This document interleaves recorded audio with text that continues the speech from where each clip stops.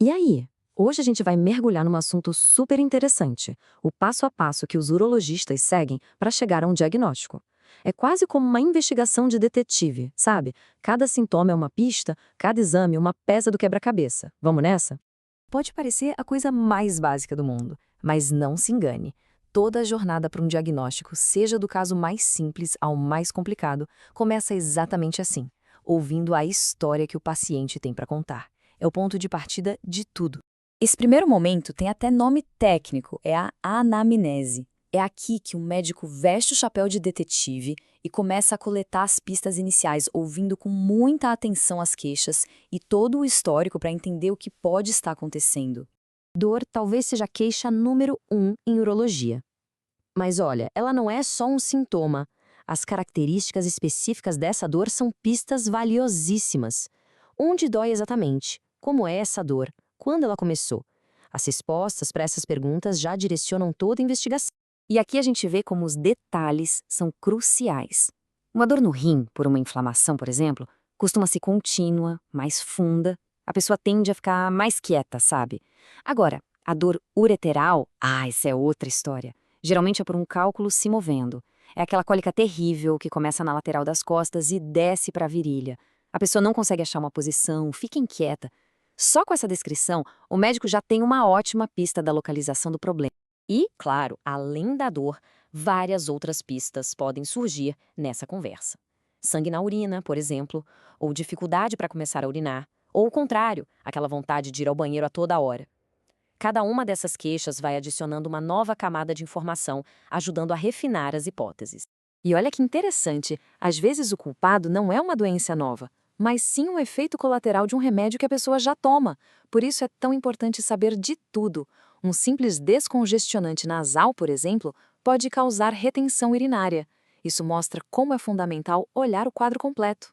Bom, depois de ouvir toda a história, é hora de ir atrás de evidências mais concretas. O exame físico é quando o médico vai, digamos, para a cena do crime, o corpo do paciente, para procurar sinais físicos que possam confirmar ou descartar as suspeitas. E uma das manobras mais clássicas nessa busca por evidências é uma técnica bem simples, mas muito eficaz, usada para investigar um dos principais suspeitos: o rim. O sinal de Giordano nada mais é do que uma leve batidinha, uma percussão que o médico faz ali na região lombar, bem em cima de onde ficam os rins. Se essa manobra simples causa dor, opa, acende-se um alerta. É um forte indicativo de que tem alguma coisa errada ali, como uma inflamação, uma infecção ou até uma obstrução por um cálculo. Agora, vamos para outra parte super importante da investigação física nos homens: o exame de toque retal. Ele é fundamental porque permite que o médico avalie a próstata diretamente, uma glândula que está por trás de muitas queixas urológicas. A gente sabe que esse exame pode gerar um certo receio, mas a quantidade de informação que ele fornece é valiosíssima. O que o médico está sentindo ali? A textura, o tamanho, a mobilidade da próstata. Um nódulo duro como uma pedra levanta a suspeita de câncer. Uma próstata mais amolecida, dolorida, pode indicar uma infecção. E se ela estiver só aumentada, mas de forma uniforme, elástica? Aí o mais provável é a famosa HPB, a hiperplasia prostática benigna. Ok, mas e quando a conversa e o exame físico levantam suspeitas, mas não são suficientes para bater o martelo? Aí é que a tecnologia entra em campo. É hora de usar os exames de imagem para, literalmente, olhar dentro do corpo e encontrar a prova final. E aqui a gente tem os dois grandes aliados dessa fase. O ultrassom é uma ferramenta inicial fantástica. É seguro, não tem radiação e dá uma visão geral muito boa. Só que a tomografia computadorizada, essa sim, entrega um nível de detalhe impressionante, sendo o exame de escolha para muitas e muitas condições urológicas. E para não deixar dúvidas sobre o poder da tomografia, aqui vai uma frase direto dos livros de medicina.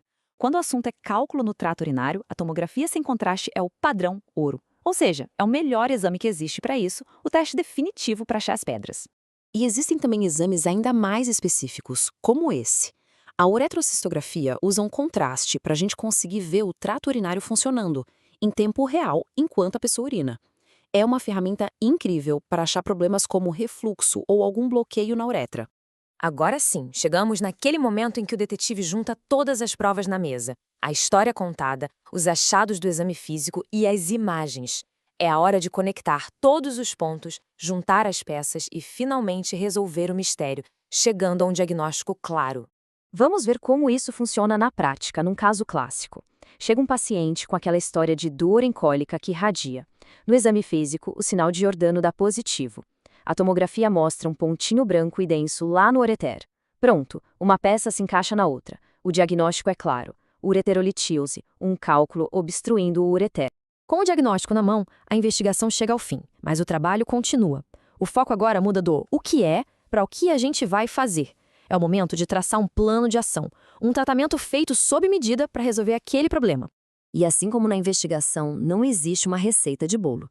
O tratamento ideal para um cálculo depende totalmente das características dele. Qual é o tamanho? Onde ele está? Está causando alguma complicação, como febre ou infecção? Tudo isso entra na conta. E este fluxograma mostra direitinho essa tomada de decisão.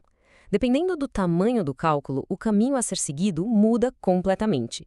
Para pedras bem pequenas, muitas vezes, a conduta é só acompanhar e esperar sair sozinha. Já para as maiores, as opções cirúrgicas começam a ser consideradas. E o arsenal de tratamentos hoje é bem grande, viu? Vai desde remédios que relaxam o canal para ajudar a pedra a sair, passando por procedimentos que usam ondas de choque para quebrar o cálculo sem nenhum corte, até cirurgias super modernas, que entram com uma câmera e usam um laser para pulverizar a pedra lá dentro. Então, o que a gente viu hoje foi essa jornada completa. Um caminho muito bem estruturado que começa com a arte de ouvir e vai evoluindo passo a passo, combinando a experiência clínica com a tecnologia mais avançada. E tudo isso com um único objetivo: cuidar e restaurar a saúde. E para a gente terminar, fica uma reflexão. Agora que esse processo todo ficou um pouco mais claro, a lógica por trás de cada pergunta, de cada exame, de que maneira esse conhecimento pode ajudar as pessoas a participarem mais ativamente do cuidado com a própria saúde, e como isso pode transformar a consulta médica num diálogo muito mais rico e produtivo. Fica aí a provocação. Obrigada e até a próxima.